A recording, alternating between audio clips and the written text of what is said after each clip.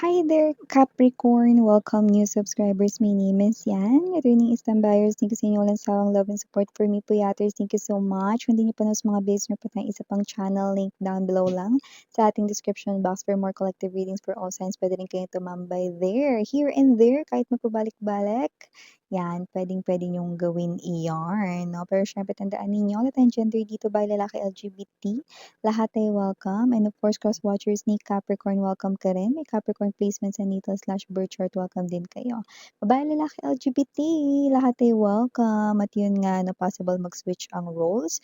General reading ito ay at the end of the day, lahat ay may free will na free mong gamitin anytime, anywhere. Okay? So let us see your messages here, Capricorn. Maraming salamat, Archangel Michael. Together with the guardian angels of Capricorn, can we get messages for them, please? What does Capricorn needs to know? Can you please show me? Capricorn.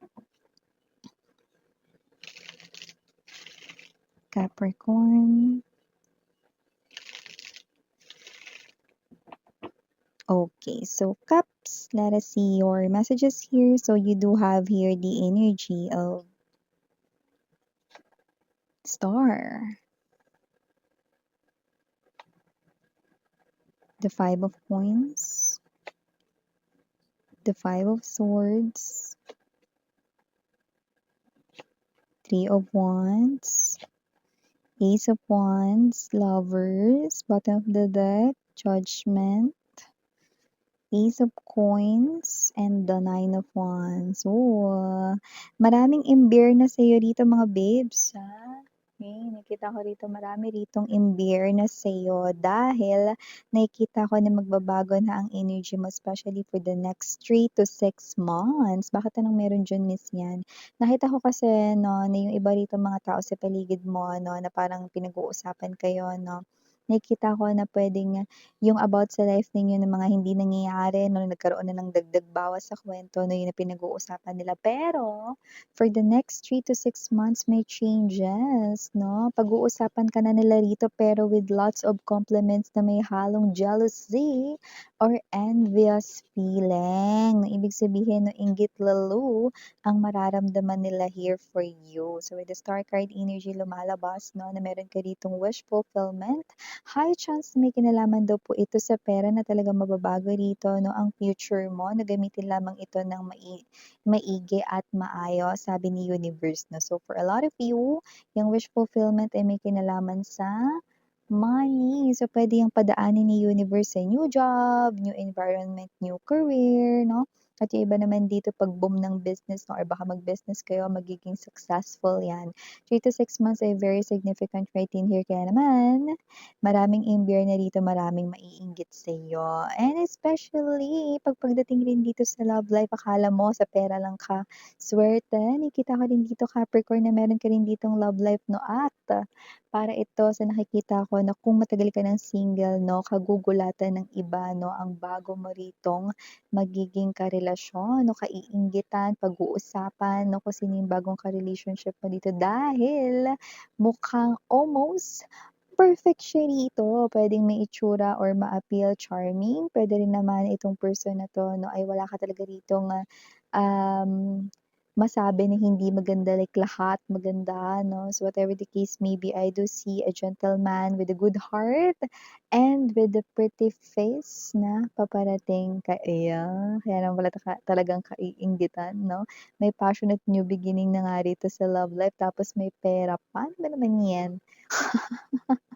Kaswerteng nila lang naman, Capricorn. At yun nga, ano, nakita ko rito na yung iba sa inyo, possible rito na kung may bago kayong work, na mabilis kayong makaka-adapt dyan, no, dahil nakikita ko mabilis kayong pumikap. And at the same time, yung mga makakasama mong kasamahan sa trabaho dyan ay hindi mga negatron, kundi mga approachable yung mga yan. Kaya pwede ka magtanong dyan, hindi sila mabibwisit or maiinis sa'yo. Kaya mabilis ka makakapag-adjust. In other words, no, nakikita ko na harmonious relationship ang mamamataan sa bago mong working space or work environment. Okay? So kung may negosyo naman, nakikita ko dito ang pagdami ng iyong mga suki, customers or clients dito mag-a-avail ng services or mga products kung ikaw naman ay nagse-sell ng mga yarn. Mapa-food man yan, any categories, clothing, necessities, no, everything.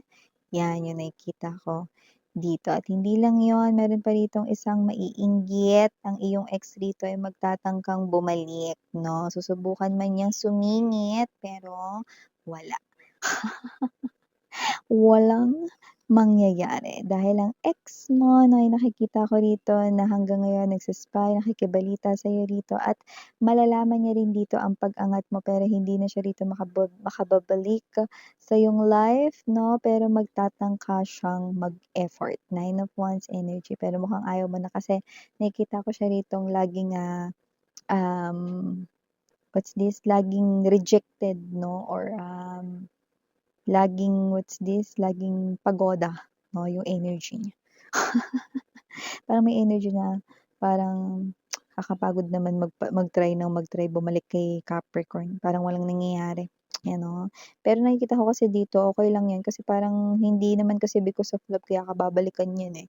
Kasi nakikita ko rito na, yung iyong anda or yung pera mo na may pagbabago diyan. Eh, yan ang nakikita ko rito mas mataas yung porsiyento ng kanya ritong hangarin 'no, so hindi maganda, okey? So, maliban din diyan Capricorn, nakita rin po ako ng energy rito na meron ditong gusto makipag-usap sa'yo 'no, parang gusto makipag-collaborate. Baka sa negosyo mo 'no or, kung hindi naman collaboration, parang meron kang talent or skills na alam niya na may gano'n kang tinataglay na skills or talents. So, maaaring ito ay maging sideline mo or, dagdag kita rin ito sa'yo, okey. Yung iba naman parang ayaw mo pa nga siyang singilin kasi parang wala naman talagang gano'n, okey, na parang maniningil ka lalo kapag sa kakilala or whatsoever 'no. Pero nakikita ko hindi lang ito magiging first time, ito kamo yung magiging opportunities para gawin mo 'yan ulit, okey. Kasi may mga makakapansin ng kung ano man 'yan, any talent, any skills 'no, kapagka nagawa mo na 'yan 'no, may mga mata ring makakita niyan. So, gusto rin nila 'yan kaya nakikita ko that you will not stop from there, okey. At ang maganda papasok rin yung more savings, more kita sa'yo. 'Di ba? O teh, 'di ba? Good opportunity cups.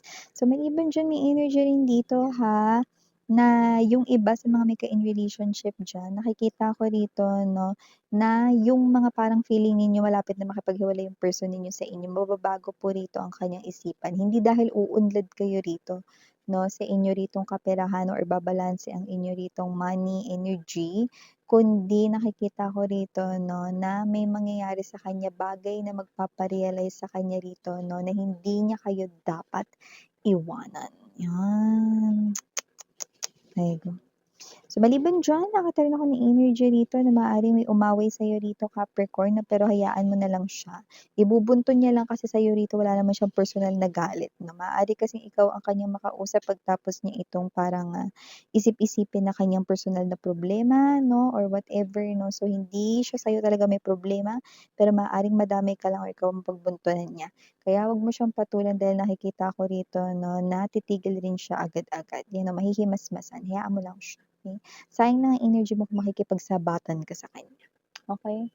So, maliban din diyan Capricorn, lumalabas din dito 'no na maaaring may energy rito ng new love, yan o.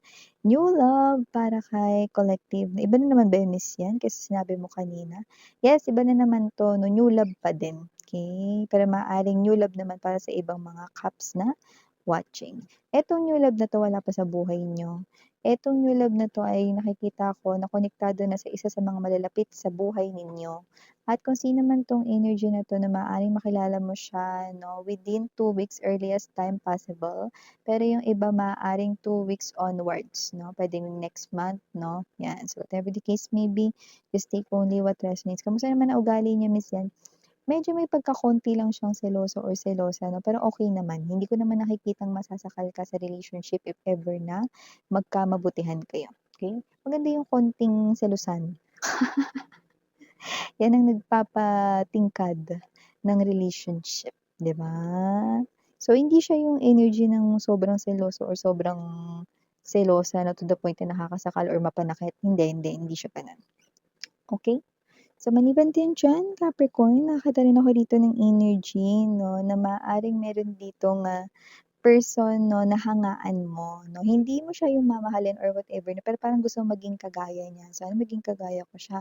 So, yung iba puwedeng because of his or her skin, baka supple or clear skin 'no, gusto mo ring gano'n 'no or, yung hair niya, there's something about that na parang paghanga puwedeng sa isang celebrity or what, na parang gusto ko rin maging ganyan or yung iba naman baka sa boss niyo dito parang, "Uy, paano niya kaya nagagawa yun, ang ganda-ganda ni ma'am." Tapos, ah ang galing-galing niya pa sa trabaho niya, yung gano'n parang may hahangaan kayo, may role model, 'yan role model, model talaga miss yan. Role model, yung nakikita ko dito na makikita mo sa kanya na gusto mo ring maging kagaya niya, 'yan oh. Parang inspirasyon, motivation, gano'n. Crush puwede na rin, pero hindi yung love, eh, parang may something sa kanya na gusto mo sana gano'n din yung sa'yo 'no, so parang puwedeng tularan mo siya or gayahin mo siya. Like let's say, kung yun ay clear skin puwedeng alamin mo, ano kaya mga ginagamit niya, bibilhin mo din yun, ta-try mo, 'yan mga gano'n 'no. Or yung hairstyle niya, bagay kaya 'to sa'kin kasi parang ang ganda, ayan 'no. So mga gano'n. Yung iba naman dito pagdating sa skills, so gusto ko rin matutunan yun, ay pag-aaralan ko nga yun. Yun, yung mga gano'n, wow. So, ito yung mga mensahe nakuha ko here for ya, Caps. Thank you so much sa oras mo and again, I'm Yuriana only for the girls in Yana, do not for the boys. Sarang love and light, Hidra. 안녕.